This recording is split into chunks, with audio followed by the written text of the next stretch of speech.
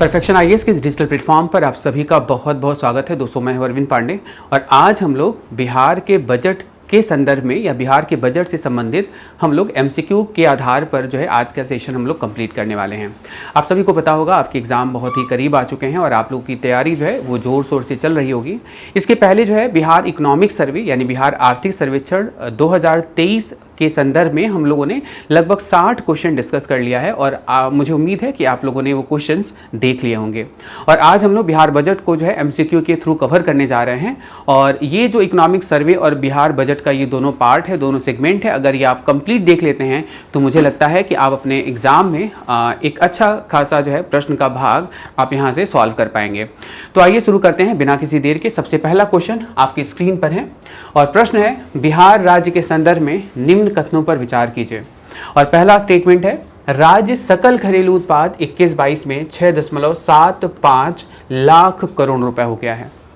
और दूसरा स्टेटमेंट कह रहा है कि 20-21 में बिहार को प्रति व्यक्ति जीएसडीपी यानी बिहार का जो पर कैपिटा जीएसडीपी है वो मौजूदा कीमतों पर 50,555 रुपया था। और आपसे पूछा जा रहा है कि सही विकल्प बताइए और विकल्प के रूप में आपके पास 4 गुण दिए हुए हैं जिसमें आपको सही विकल्प बताना है। तो बात करें अगर पहले स्टेटमेंट की बात करें तो 21-22 में 6.75 लाख करोड़ रुपए जीएसडीपी हो चुका है और ये आंकड़ा बिल्कुल सही है, यानी कि पहला स्टेटमेंट पूरी तरीके से सही आंकड़ा है।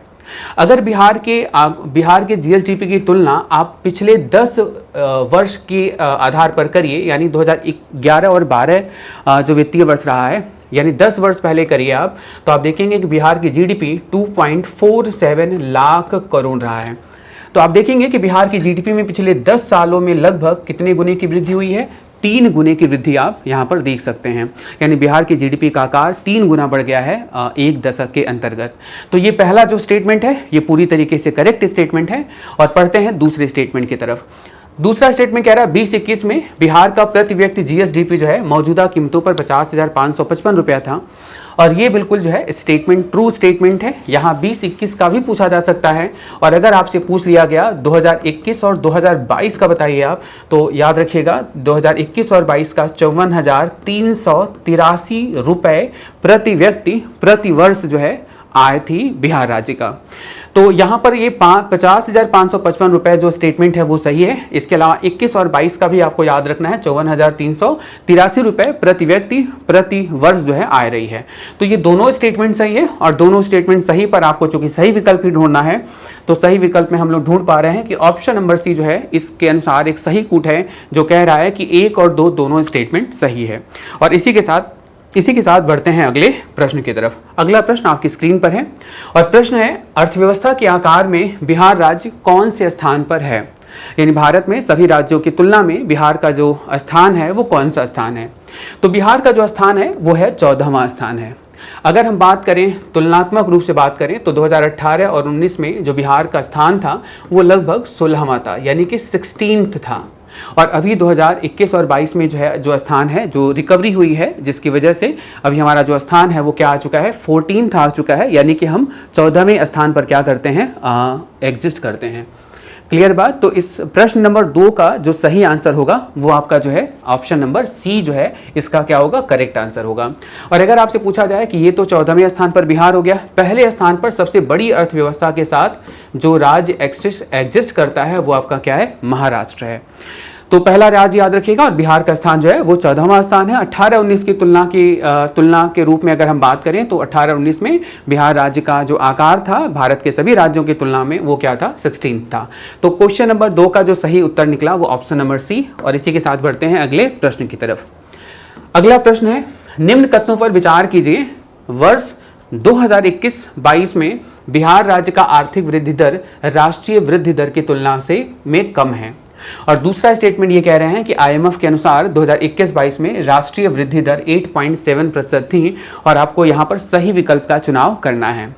तो जो दूसरा स्टेटमेंट है ये दूसरा स्टेटमेंट बिल्कुल ट्रू स्टेटमेंट है। आईएमएफ यानी कि इंटरनेशनल मॉनेटरी फंड की बात करें तो इसके आंकड़ों के अनुसार 21-22 में जो राष्ट्रीय वृद्धि दर रही है वो 8.7% रही है और 21-22 में बिहार राज्य की जो आर्थिक समृद्धि रही है वो 10.98% रही है। तो आप देखेंगे दूसरा स्टेटमेंट तो पूरा सही हो गया, लेकिन जब पहले स्टेटमेंट की तरफ आप बढ़ेंगे तो दिखाई देगा आपको कि 21-22 में बिहार राज्य की आर्थिक वृद्धि दर जो है राष्ट्रीय वृद्धि दर की तुलना में कम नहीं है। आप कंपैरिजन जब करेंगे तो यह जो है बिहार की आर्थिक समृद्धि दर राष्ट्रीय स्तर की समृद्धि दर से अधिक है। तो यहां पर ये जो स्टेटमेंट है ना, ये पूरी तरीके से गलत हो गया। यानी पहला स्टेटमेंट गलत है और दूसरा स्टेटमेंट सही है। इट मींस कि आपका जो ऑप्शन नंबर बी जो है आपका ऑप्शन है जो कह रहा है कि केवल दूसरा स्टेटमेंट सही है, वो बिल्कुल आंसर आपका करेक्ट आंसर है। यानी क्वेश्चन नंबर 3 का जो सही आंसर होगा वो आपका ऑप्शन नंबर बी होगा। क्लियर है यहां तक? आगे बढ़ा जाए अब तो बढ़ते हैं अगले प्रश्न की तरफ। अगला प्रश्न है, याद रखिएगा इस तरह से कंपैरिजन वाले जो प्रश्न होते हैं आपके एग्जाम में पूछे जाने की पूरी संभावना रहती है। वो सीधे तरीके से प्रश्न पूछेंगे तो ज़्यादा ठीक नहीं लगेगा कि आपसे ये पूछ लिया जाए कि जो है बिहार की 21-22 के अंतर्गत आर्थिक समृद्धि दर कितनी रही है, तो ये शायद ये बहुत ही हल्का प्रश्न हो जाएगा। और इस तरह के प्रश्न शायद आप यूं समझ लीजिए कि नहीं ही पूछे जाते हैं। जब भी पूछा गया है तो कंपैरिजन के आधार पर पूछा गया है, यानी 2 वर्षों का, 2 क्षेत्रों का, 2 राज्यों का, या राज्यों में बात करें तो बिहार की तुलना किसी राज्य के आधार पर की जाती है। और इस तरह के ही प्रश्न आपको जो है प्रीवियस ईयर क्वेश्चन में भी देखने को मिल जाएंगे।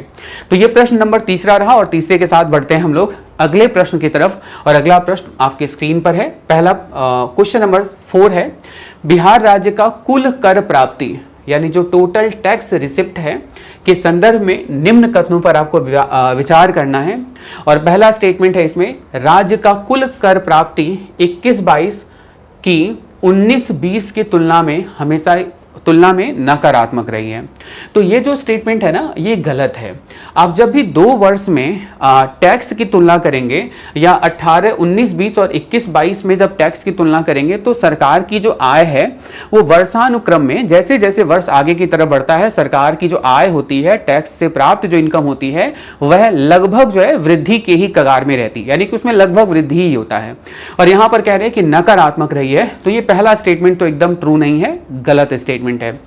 दूसरा स्टेटमेंट है, कुल कर प्राप्ति राज्य सकल घरेलू उत्पाद का 2021-22 में लगभग 18.7% रहा है।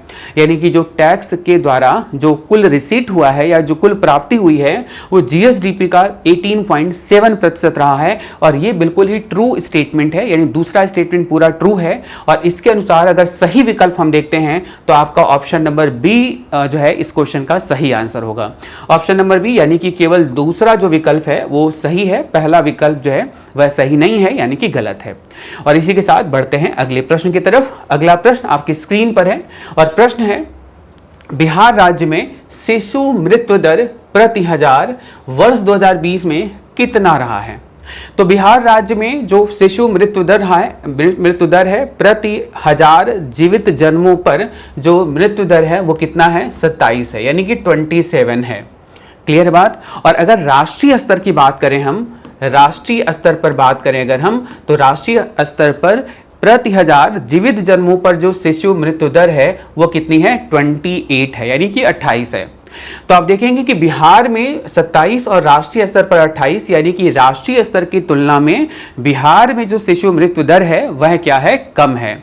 तो इस तरह के तुलनात्मक जो है जो एनालिटिकल जो आपके ऑप्शंस हैं वैसे ऑप्शन भी आपके एग्जाम में बन सकते हैं। तो फिलहाल इस प्रश्न के अनुसार जो आंसर है वो ऑप्शन नंबर बी है। और इसी आंसर के साथ हम लोग बढ़ते हैं अपने अगले प्रश्न की तरफ। अगला प्रश्न आपकी स्क्रीन पर है। प्रश्न है, बिहार राज्य के घाटे के संदर्भ में निम्न कथन पर आपको विचार करना है। और घाटे के संदर्भ में पहला स्टेटमेंट क्या दिया हुआ है? वर्ष 2021-22 में राजस्व घाटा 422 करोड़ रहा। और ये बिल्कुल स्टेटमेंट सही है, यानी 2021 और 22 में जो राजस्व घाटा जो रेवेन्यू डेफिसिट रहा है वो 422 करोड़ रहा है। दूसरा स्टेटमेंट कह रहे हैं कि राजस्व घाटा वित्त वर्ष 2021 की तुलना में बढ़ा है। अब इस स्टेटमेंट पर हम तब विचार कर पाएंगे जब हमको पता हो कि 2021 में जो राजस्व घाटा है वो कितना जो है प्रतिशत रहा है या राजस्व घाटा कितना रहा है। तो 2021 की अगर हम लोग बात करें तो 11,000 325 करोड़ रहा है। यानी 20 और 21 में जो राजस्व घाटा रहा है वो 11,325 करोड़ रहा है, और आप 21-22 में देख सकते हैं कि मात्र कितना है, 422 करोड़ रहा है। तो आई थिंक ये 11,325 से ये जो आंकड़ा है वो कम हुआ है, न कि बढ़ा है। और यहाँ पर आंसर में स्टेटमेंट में क्या कह रहे हैं, ये बढ़ा है। इसका मतलब ये जो दूसरा स्टेटमेंट है वो गलत है, क्योंकि 20-21 की तुलना में 21-22 में राजस्व घाटा बढ़ा है, न कि घटा है। घटा है, ना कि बढ़ा है। तो ये दूसरा स्टेटमेंट गलत हो गया, पहला स्टेटमेंट सही है। इसका मतलब जो सही कूट होगा इनमें वो आपका ऑप्शन नंबर ए है, जो कहेगा कि केवल पहला जो स्टेटमेंट है वो स्टेटमेंट सही स्टेटमेंट है।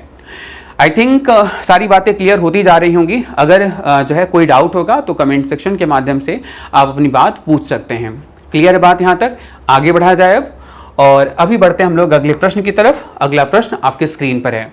निम्न पर विचार कीजिए।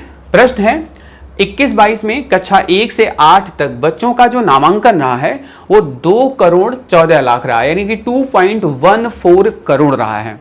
और ये इकोनॉमिक सर्वे के अनुसार अगर बात करें तो कक्षा 1 से 8 तक वास्तव में जो बच्चों का नामांकन रहा है वो 2 करोड़ 14 लाख यानी 2.14 करोड़ ही रहा है। और ये स्टेटमेंट बिल्कुल जो है करेक्ट स्टेटमेंट है। अब हम बात करें, अगर लड़कों के नामांकन की बात करें, लड़कियों के नामांकन से कम रहा है, सही विकल्प का चयन करना है। इसका मतलब ये 2 करोड़ 14 लाख यानी कि 2.14 करोड़ में आपको पता होना चाहिए कि लड़कों का नामांकन कितना रहा है और लड़कियों का नामांकन कितना रहा है। तो इसमें जो लड़कों का नामांकन रहा है वो 1.09 करोड़ रहा है, और जो लड़कियों का नामांकन रहा है 1.05 करोड़ रहा है। यानी कि लड़कों का नामांकन जो है क्या है, ज्यादा है लड़कियों के नामांकन के। क्लियर बात? और यहां पर स्टेटमेंट क्या कह रहा है कि लड़कों का नामांकन लड़कियों के नामांकन से कम है, कम नहीं है, ज्यादा है। ये जो है लड़कों का नामांकन है और ये जो है लड़कियों का नामांकन है। तो इसका मतलब ये जो स्टेटमेंट है वो दूसरा स्टेटमेंट क्या हो गया, गलत हो गया, रॉन्ग स्टेटमेंट हो गया। और पहला स्टेटमेंट जो है ट्रू स्टेटमेंट यानी कि सही स्टेटमेंट है। और इसके अनुसार जो ऑप्शन नंबर ए होगा वो पूरी तरीके से सही स्टेटमेंट होगा, जो कह रहा है कि ऑप्शन नंबर ए यानी कि ए जो स्टेटमेंट है वो आपका सही स्टेटमेंट है। दूसरा स्टेटमेंट गलत है, क्योंकि यहाँ पर कम की बात कर रहे हैं और वास्तव में लड़कों का नामांकन लड़कियों से ज्यादा रहा है। इसी के साथ बढ़ते हैं अगले प्रश्न की तरफ। अगला प्रश्न आपकी स्क्रीन पर है, और स्क्रीन पर जो प्रश्न है वो है कि बिहार राजकोषीय उत्तरदायित्व एवं बजट प्रबंधन नियमावली, यानी कि बिहार जो FRBM एक्ट है उसके अनुसार बजट पास करने वाला, उसके आधार पर इस वर्ष का जो बजट है वो प्रस्तुत किया गया था। तो 2022 में जो निर्धारित लक्ष्य हैं उस लक्ष्य के अनुरूप बजट को प्रस्तुत किया गया है। तो वो कौन से ऐसे लक्ष्य हैं जिनको बिहार सरकार अपने बजट को बनाने में इस्तेमाल किया है? तो जो पहला स्टेटमेंट है वो पहला स्टेटमेंट है राजकोषीय घाटे को 3.0% की सीमा में लाना है।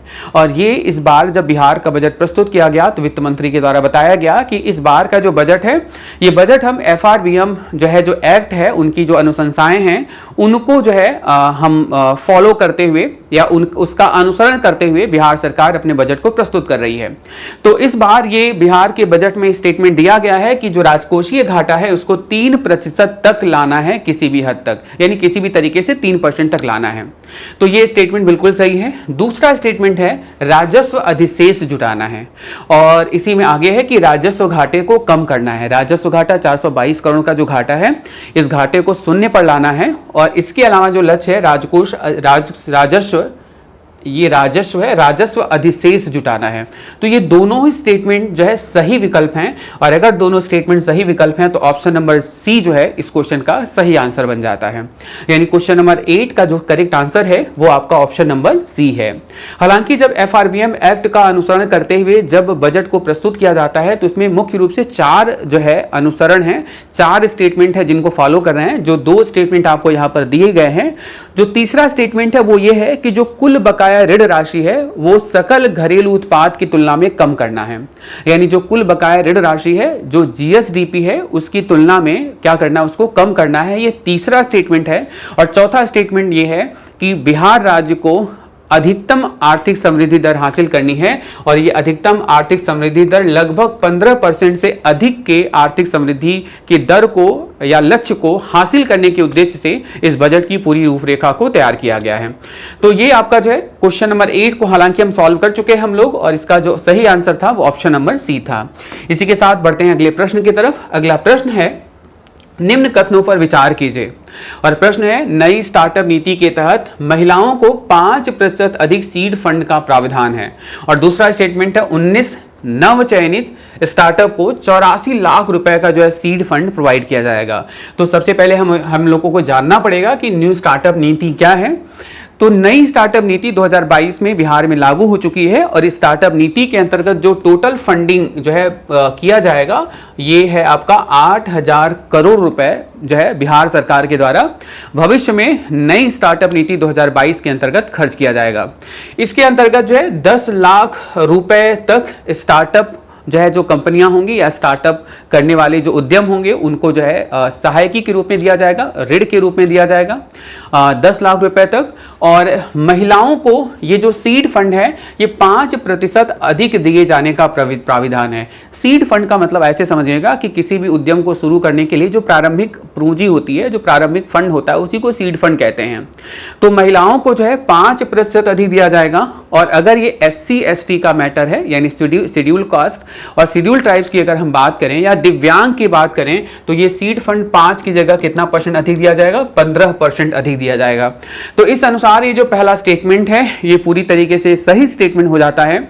और जो दूसरा स्टेटमेंट है 19 नव चयनित स्टार्टअप को, यानी कि 19 स्टार्टअप को कंपनियों को चयन किया गया है, सेलेक्ट किया गया है और इनको 84 लाख रुपए का सीड फंड प्रदान किया गया है। और ये स्टेटमेंट बिल्कुल सही है, करंट का ये स्टेटमेंट है। और ये दोनों स्टेटमेंट सही हो जाते हैं और सही विकल्प के रूप में अगर हमको कूट ढूंढना होगा तो हमें ऑप्शन नंबर सी मिलता है, जो कहता है कि 1 और 2 जो स्टेटमेंट है वो पूरी तरीके से सही स्टेटमेंट है। आई थिंक यहाँ तक सारी बातें आपको क्लियर हो रही होंगी। अगर जो है सारी बातें क्लियर हो रही हैं तो हम लोग इसी के साथ बढ़ते हैं अगले प्रश्न की तरफ। अगला प्रश्न आपकी स्क्रीन पर है, बिहार कौशल विकास मिशन के संदर्भ में निम्न कथन पर विचार कीजिए। बिहार कौशल विकास मिशन के संदर्भ में अगर बात करें तो 2 स्टेटमेंट दिए हैं और आपको सही जो स्टेटमेंट है वो आपको प्रोवाइड करना है। तो बिहार कौशल विकास मिशन की बात करें तो वर्ष 2023-24 में 100 करोड़ रुपए का प्रावधान किया गया है, जो स्टेटमेंट पूरा गलत है। बजट में साफ साफ है कि 100 करोड़ नहीं किया गया है। कितने करोड़ का प्रावधान किया गया है? 10 करोड़ का प्रावधान किया गया है।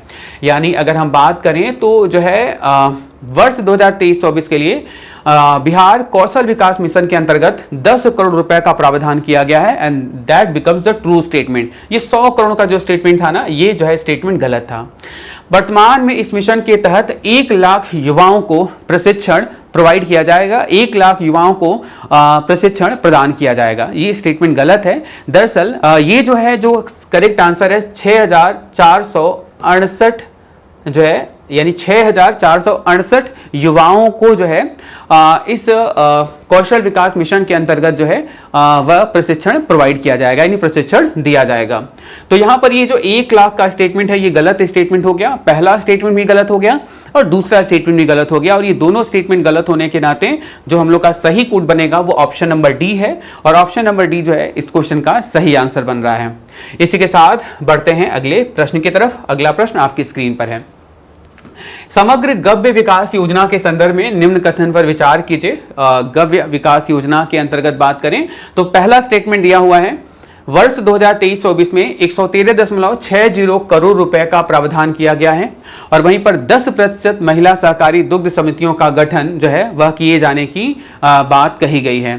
तो पहला स्टेटमेंट तो एकदम बिल्कुल सही है। 2023-24 में वास्तव में 113.60 करोड़ रुपए का प्रावधान किया गया है। कौन सी विकास योजना के अंतर्गत? समग्र गव्य विकास योजना के अंतर्गत। गव्य विकास हम सब जानते हैं दुग्ध उत्पादन से संबंधित ये योजना है। और जहां तक महिला सहकारी दुग्ध समितियों के गठन की बात है तो ये 10% नहीं, लगभग 40% महिला सहकारी दुग्ध समितियों के गठन की बात की गई है। जो यहाँ पर 10% है ये गलत स्टेटमेंट है। पहला स्टेटमेंट ट्रू स्टेटमेंट है और इसके अनुसार जो सही आंसर सही कूट हो रहा है वो ऑप्शन नंबर बी है, जो कह रहा है कि केवल जो एक ऑप्शन है वो आपका सही ऑप्शन है। और इसी के साथ बढ़ते हैं अगले प्रश्न की तरफ। अगला प्रश्न आपकी स्क्रीन पर है। प्रश्न है, मुख्यमंत्री कन्या विवाह योजना के लिए वर्ष 2023-24 में कितने रुपए का प्रावधान किया गया है? तो वर्ष 2023-24 में मुख्यमंत्री कन्या विवाह योजना के अंतर्गत 100.43 करोड़ रुपए का प्रावधान किया गया है। और इस मुख्यमंत्री कन्या विवाह योजना के अंतर्गत जो बीपीएल परिवार हैं या ऐसे परिवार जिनकी वार्षिक आय 60,000 से कम है, कन्या के विवाह पर 5,000 रुपए का लाभ दिया जाता है, यानी 5 रुपए की धनराशि दी जाती है और ये धनराशि डायरेक्ट बेनिफिट ट्रांसफर के अंतर्गत दी जाती है, जिसके लिए 2023 और 24 में जो फंडिंग की गई है बजट के माध्यम से वो 100.43 करोड़ रुपए का फंडिंग किया गया है। और इसी तरीके से हम लोग बढ़ते हैं अगले प्रश्न की तरफ। अगला प्रश्न आपकी स्क्रीन पर है। प्रश्न है, सूची 1 और सूची 2 यानी कि 2 लिस्ट दिया हुआ है और पूछा जा रहा है 2023 के संदर्भ में आपको सुमेलित करना है। तो बात करें अगर हम लोग मुख्यमंत्री नारी शक्ति योजना की बात करें तो मुख्यमंत्री नारी शक्ति योजना के अंतर्गत अगर हम बात करें मुख्यमंत्री नारी शक्ति योजना की बात करें तो इसके अंतर्गत कितना फंडिंग किया गया है? तो याद रखिएगा इसके अंतर्गत 60.20 करोड़ की फंडिंग की गई है। वहीं पर मुख्यमंत्री बालिका साइकिल योजना की बात करें तो बालिका साइकिल योजना के अंतर्गत 50 करोड़ की फंडिंग की गई है। मुख्यमंत्री बालिका पोशाक योजना की बात करें तो लगभग 100 करोड़ की फंडिंग की गई है। और मुख्यमंत्री कन्या उत्थान योजना की बात करें तो ये 400 करोड़ की फंडिंग की गई है। यानी आप जो है वह डिसेंडिंग ऑर्डर में आप जो है यहाँ पर एग्जिस्ट हो सकते हैं, यानी कि 4, 3, 2, 1। तो 4, 3, 2, 1 जो है ये आपका ऑप्शन नंबर बी जो है वह सटीक बैठ रहा है, सही ऑप्शन बैठ रहा है। यानी मुख्यमंत्री नारी शक्ति योजना की बात करें तो 60.20 करोड़ रुपए। मुख्यमंत्री बालिका साइकिल योजना के लिए जो बजट में 23-24 में प्रावधान है वो 50 करोड़ का है। मुख्यमंत्री बालिका पोशाक योजना की बात करें तो 100 करोड़ रुपए। और वहीं पर मुख्यमंत्री कन्या उत्थान योजना की बात करें तो कुल 400 करोड़ रुपए का इस बजट में प्रावधान किया गया है। और इसके अनुसार जो सही सुमेलित या सही जो सूची बनाने वाला जो स्टेटमेंट है वो आपका ऑप्शन नंबर बी है। इसी के साथ बढ़ते हैं अगले प्रश्न की तरफ। अगला प्रश्न है, निम्न कथनों पर विचार कीजिए। प्रश्न है, पशु एवं मत्स्य संसाधन के विकास हेतु वर्ष 2023-24 में 525.38 करोड़ रुपए का प्रावधान किया गया है। और वर्तमान में बिहार राज्य के सभी पशु अस्पताल में कृत्रिम गर्भाशय की सुविधा उपलब्ध है। बात करें अगर हम लोग पशु एवं मत्स्य संसाधन विकास हेतु 23-24 में बजट आवंटन की बात करें तो कई बार बजट का आवंटन एग्जाम में परीक्षाओं में पूछा जाता है। तो इस बार जो बजट का आवंटन किया गया है वो 525.38 करोड़ किया गया है, यानी कि जो पहला स्टेटमेंट है ये पूरी तरीके से सही स्टेटमेंट है।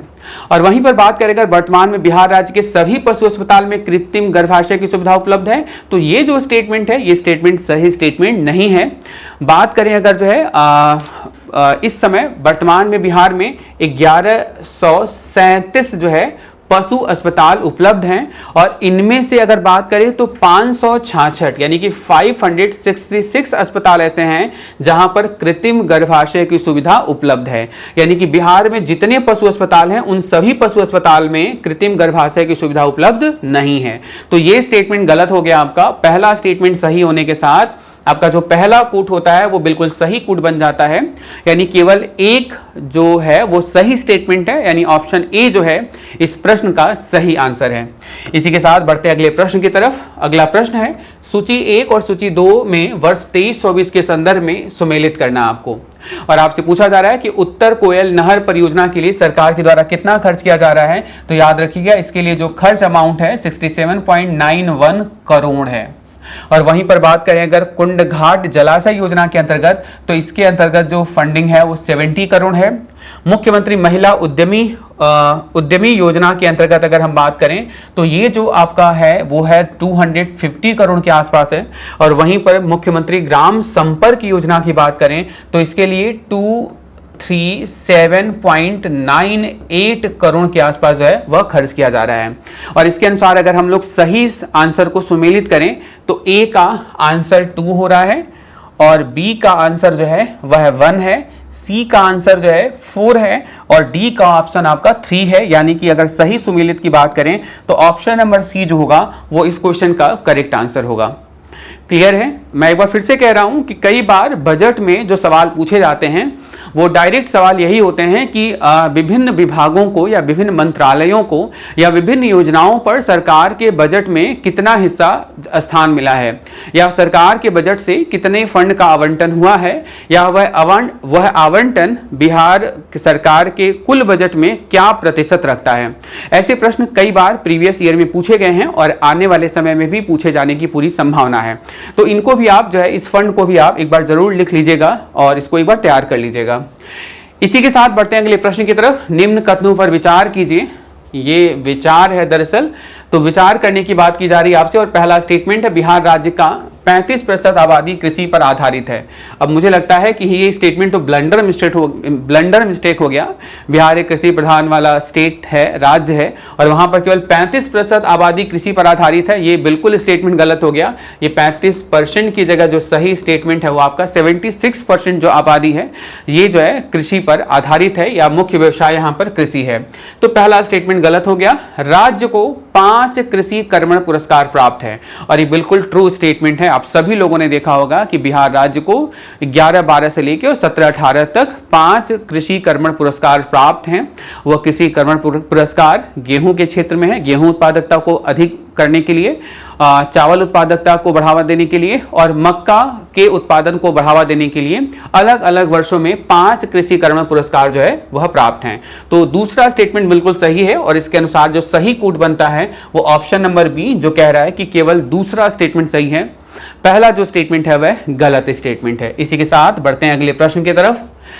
अगला प्रश्न है जैविक कॉरिडोर के अंतर्गत किसानों को प्रति एकड़ जो है कितने रुपए की आर्थिक सहायता प्रोवाइड की जा रही है, कितने रुपए की आर्थिक सहायता दी जा रही है। तो जैविक कॉरिडोर योजना के अंतर्गत किसानों को प्रति एकड़ 11,500 रुपए प्रोवाइड किया जा रहा है। जैविक कॉरिडोर योजना की बात हम करें तो हम लोगों ने इसके बारे में इकोनॉमिक सर्वे में भी डिस्कस किया था कि जैविक कॉरिडोर योजना के अंतर्गत गंगा नदी के दोनों तरफ लगभग 13 जिलों को सेलेक्ट किया गया है, जिन 13 जिलों में एक जैविक कॉरिडोर यानी जैविक पट्टी का निर्माण किया जा रहा है, जहां पर किसानों को स्किल ट्रेनिंग वगैरह भी दी जा रही है और प्रति एकड़ किसानों को जो सहायकी के रूप में पैसे दिए जाएंगे वो 11,500 रुपए जो है वह प्रोवाइड किए जाएंगे।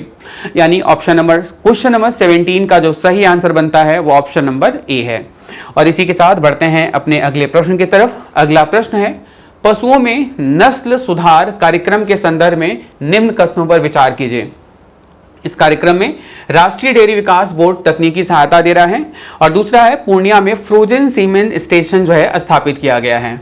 तो पशुओं में नस्ल सुधार कार्यक्रम के लिए जो है वास्तव में इस कार्यक्रम को जो राष्ट्रीय डेयरी विकास बोर्ड है वह तकनीकी रूप से सहायता दे रहा है। ये जो स्टेटमेंट है ये पूरी तरीके से सही स्टेटमेंट है।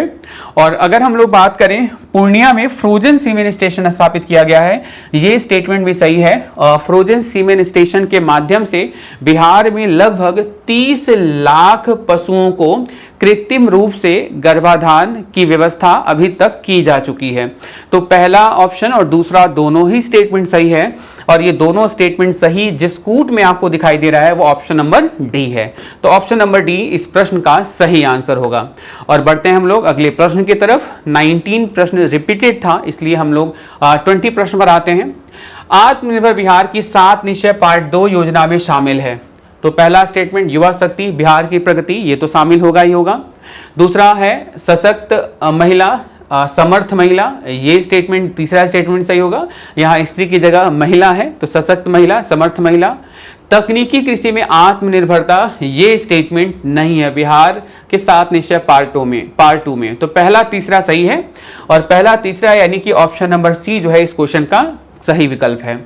आत्मनिर्भर बिहार के 7 निश्चय पार्ट 2 की बात करें तो 2 तो आपको दिख रहा है, युवा शक्ति बिहार की प्रगति, सशक्त महिला, समर्थ महिला। और अगर अन्य की बात हम करेंगे तो युवा शक्ति बिहार की प्रगति है पहला, दूसरा है सशक्त महिला, सक्षम महिला, हर खेत तक पानी, स्वच्छ गांव, समृद्ध गांव, स्वच्छ शहर, विकसित शहर, कनेक्टिविटी होगी आसान, और इसके अलावा 7वां जो भाग है वो सबके लिए स्वास्थ्य सुविधा। और ये जो है 7 निश्चय पार्ट 2 का जो है वह भाग है। क्लियर है बात यहाँ तक? तो आज के सेशन में फिलहाल हम लोग 20 क्वेश्चंस को ही डिस्कस कर रहे हैं और ये 40 क्वेश्चन की सीरीज है। तो अगला जो 20 पार्ट होगा वो हम दूसरे पार्ट में हम लोग जो है क्या करेंगे, डिस्कस करेंगे। तो आज के सेशन के लिए फिलहाल इतना ही। जरूर बताइएगा आपको ये वीडियो कैसी लगी। आप सभी लोगों का बहुत बहुत धन्यवाद। Thank you all of you. Thank you so much.